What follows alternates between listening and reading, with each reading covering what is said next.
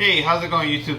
Welcome back to another episode here on the GForce Garage. Today we're gonna install the drive shaft on Boogeyman, a one piece, and this should help us with a little bit more strength, and I believe it's a little lighter too. I don't know the specifics on it, but I think it is a little lighter, so that's gonna help us with, you know, a little less rotational mass, and hopefully make us go a little bit faster. So again, I got this through a trade off one of my friend's car. They got demodded. So let's get to work. Like one of my idols, The Rock, says, the show must go on. So let's get to work, guys. Alright, so when I removed this drive shaft off my friend's car, I marked it. I put towards engine, towards differential. So it should help me install this a lot easier. They come with these little plates here, so it shouldn't be too hard. Like I said, I labeled everything, so it should be pretty easy how to put it back on. And I don't know the specifics of the torque specs, so I'm going to ride with hand tight and a little bit of a medium grade thread locker. So remember, these videos are for entertainment purposes only, so never do as I do. Alright, so let's remove this original drive shaft.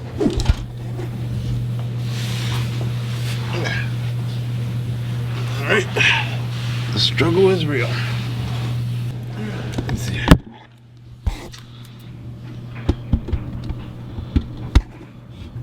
Perfect. Okay guys, so first things first, as you guys can see, the exhaust is all the way down. There's no exhaust in the way, so we have a clear access path to our drive shaft. First thing I'm going to do here is I'm going to remove these 13mm bolts that I don't know what they're for. Looks like they're maybe like a little cross brace, like a drive shaft tunnel. So I'll take these out. We got a little swivel on here that's making it hard.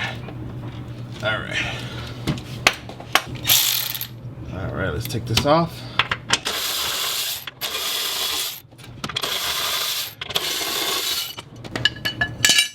Alright, okay, so that's that.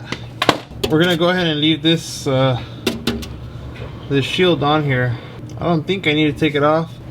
Well, maybe. Well, let's see here. I guess I could make it my life a lot easier. Yeah, let's go ahead and do that. Alright. Sometimes when you're lazy, you work twice as hard, so let's just go ahead and remove this, make it easier.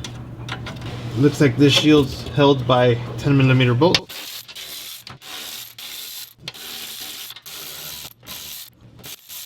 Alright, so that looks like that's gonna work. Now the tricky part, huh? Is taking it off. I have to give it a little tug here.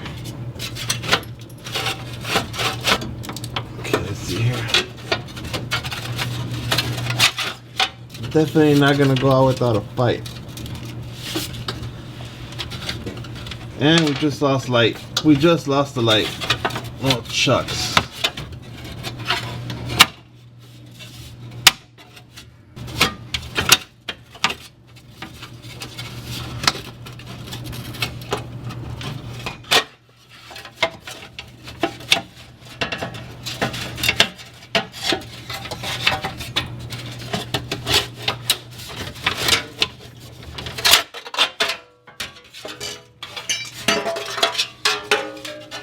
You know what? Now that I remember, that shield was not on my friend's car.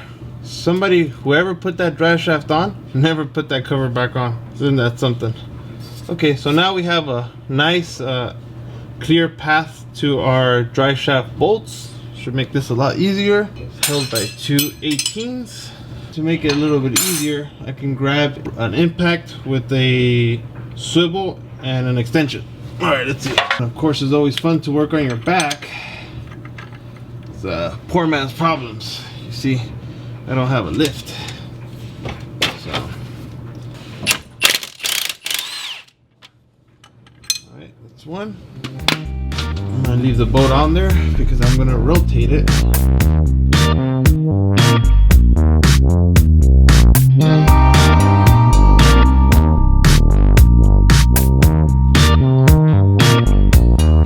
Alright then.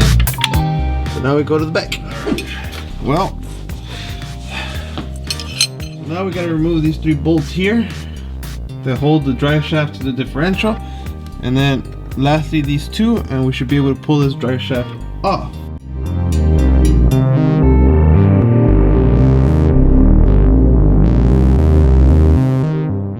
Alright. So all we do is pull these 2 guys off and we should be good. Okay guys, so as you guys can see here, rubber bushing, solid aluminum piece here, maybe billet aluminum piece right here versus a rubber bushing. Give us a little bit better strength there and less flexed. Solid style U-joints. Well, this doesn't look bad anyways, but 1 piece versus 2 piece. So, alright.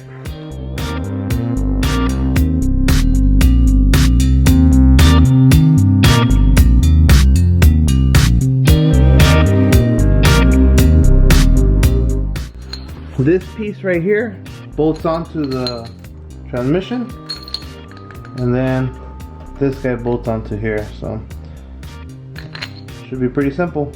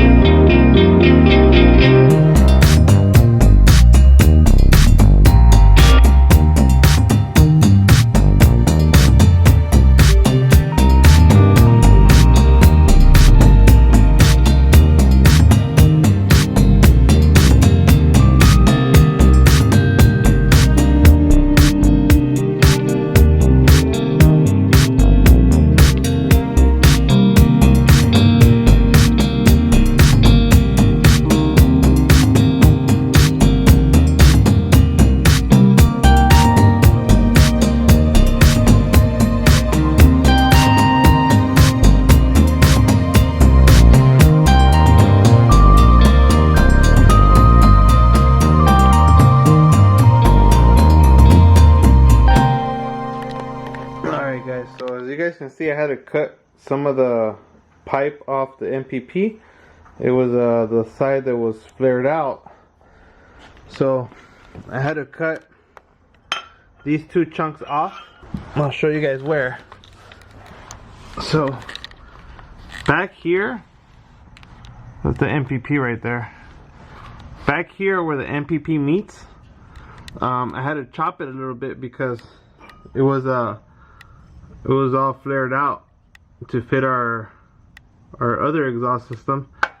So I don't have enough meat here, so I'm gonna have to go to the muffler shop and have this pipe extended, because I don't know, you guys can't see here, but I don't have enough meat. So basically the clamp is halfway just to get it to bolt up, just so I can drive to the muffler shop, and then I have my muffler guy fix this area in the back, either welded or extended. But aside from that, everything's on, so we were ready for a startup. There's going to be obvious leaks here. Like I said, there's not enough meat to cover it. It looks really good. Oh yeah, I gotta hook up the wideband, and then once we hook up the wideband, we should be good to go. But this setup is definitely a lot more beefier, 3-inch, and it looks pretty good. It looks really good. Everything fit pretty good clearance. But like I said, the back is just barely holding on right there. So I'm gonna take it down to my muffler shop guy and have him either extend the MPP or weld it at the MPP, and we should be okay. But this is just a temporary fix just to get us to the muffler shop. So let's go ahead and hook up that wideband and fire it up. Alright guys, so car is ready to be started. I finished putting on the drive shaft, the exhaust system. Like I mentioned, the back, I had enough meat to barely get that X-pipe onto the MPP, but it should be strong enough to drive to the muffler shop with that little bite that we got on those clamps in the back. So let's go ahead and fire it up.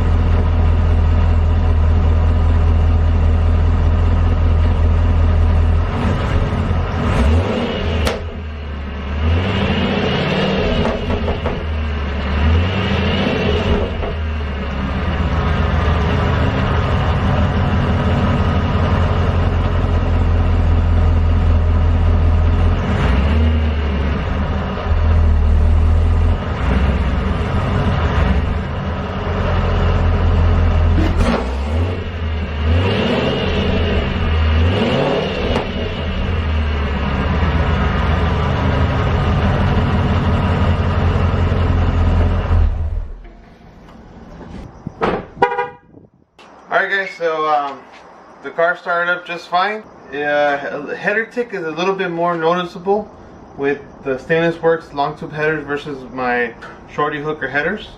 I did notice that. I went down there, I didn't see I didn't hear or feel any leaks anywhere from here to the back. The only leaks I did see was over by the MPP, where I told you I barely had some bite to attach the X-pipe to the MPP. That was the only place I had an exhaust leak. Aside from that, it's pretty good. We are seeing some smoke from the headers, which is normal from handling them. Usually you get like all the oils and stuff that burn off. But it sounds pretty good. No misfires, nothing. So let's go ahead and lower it down and take it for a little test drive. I won't beat on it today, just because I would like my tuner to take a look at it and make sure that the AFRs are good prior to getting it back on it. But seemed pretty good. So we're back, guys. Okay guys, so one last thing that I need to do is check the oil level, because when I pulled the dipstick and I raised the car, we lost some oil. Kind of spilled out of the dipstick hole. Let's go ahead and check it. It wasn't much. Let's just check it, make sure it's within the fill level. If not, let's go ahead and add a little more. It's about there. We lost about a quarter of a quart, nothing much. So I'll see if I have some. If I do, I'll add some. If not, we'll drive over to AutoZone and pick one up. But it looks pretty good. I don't see anything that raises a red flag. I think it's ready for a test drive.